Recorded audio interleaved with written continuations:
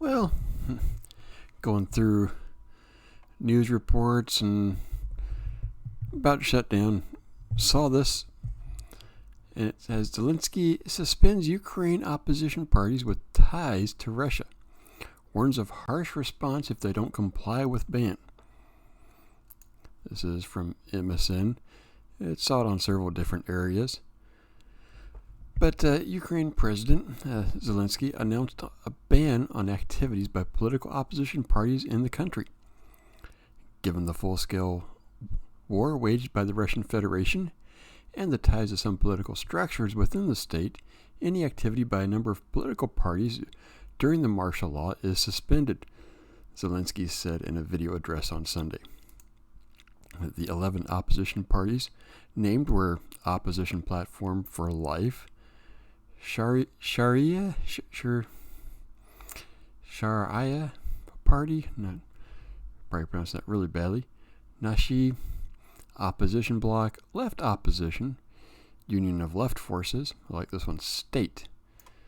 I think maybe MSN, somebody didn't put something in there, I don't know.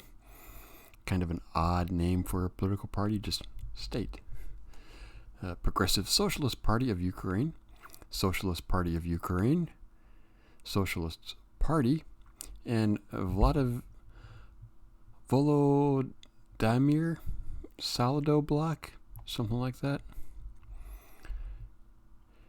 But the Ukraine imposed martial law following Russia's invasion.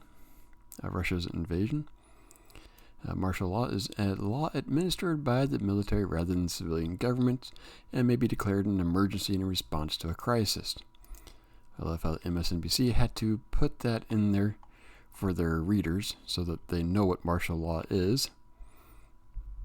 Before continuing, Zelenskyy says, I want to remind all politicians from any camp, wartime shows very well in the meanness of personal ambitions of those who try to put their own ambitions, their own party or career above the interests of the state, the interests of the people. My only real thing about this right here, what he says, is this can apply to everybody, including his party, including him. I mean, really, how does anybody know he's not doing the same stuff? I don't know. You decide on that one. I really can't say. He continues here. Any activity of politicians aimed at splitting or collaborating will not succeed, but it will get a tough response.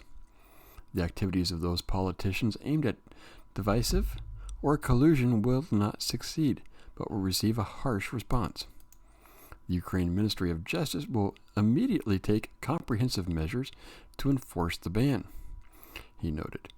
Everybody must now take care of the interest of our state, the interest of Ukraine, because it's for us, because it is for the sake of life. Personally, I've kind of been following the whole entire Russia-Ukraine thing a little bit here and there. Really, for me, one thing that really gets me is the amount of hate that I see directed towards Russian people. It makes me pause. No, the hatred. It really makes me pause and wonder what's going on. And really, that hatred has kind of pushed me away from just completely supporting the Ukraine. No, I can't come out and say either. No, I don't like Putin. I'm not really fond of what they're doing. I don't like what they're doing. I wish they'd stop. I mean, wish they'd retreat. But then at the same time, I do hear some things about Russia.